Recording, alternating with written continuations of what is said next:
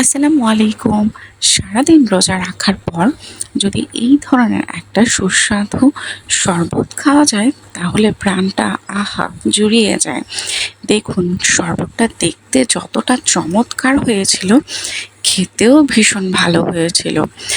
আর শরবতে যদি লেবু এবং একটু লেটুস পাতা দেওয়া যায় তাহলে কিন্তু শরবতটা আরও সুস্বাদু হয়ে যায়। সারাদিন রোজা রাখার জন্য যে মিনারেলসের ঘাটতি থাকে সেটা পানি কিংবা শরবতে পূরণ হয়ে যায়।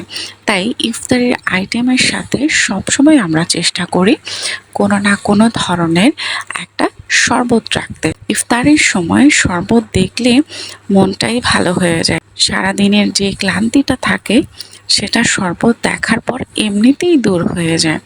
তারপর যদি শরবতটা একটু সুন্দর করে বানানো যায় তাহলে তো আর কথাই নেই। দেখুন, শরবতটা দেখতে ভীষণ ভালো লাগছে। লেবু তো সবসময় শরীরের জন্য ভালো। নানা ধরনের রোগ প্রতিরোধের জন্য আমরা লেবু খেয়ে থাকি। লেটুস পাতাও শরীরের জন্য খুব ভালো। আর পানি কিংবা শরবত ইফতারের জন্য খুবই খুবই ভালো খাবার। কারণ সারাদিন রোজা রাখার পর খুব বেশি ভাজা পোড়া খাওয়া যায় না।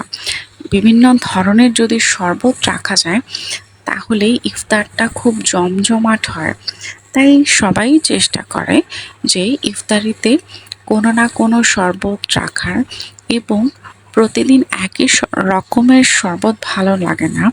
তাই ভিন্ন ভিন্ন ধরনের শরবত করার চেষ্টা করবেন সব সময়। তাহলে খাওয়ার রুচিটাও আসবে আর খেতেও ভালো লাগবে। ভিন্ন ধরনের খাবার সবার কাছেই খুব ভালো লাগে, আর সেটা যদি শরবত হয় তাহলে তো খাবারের স্বাদটা আরও দ্বিগুণ করে দেয়।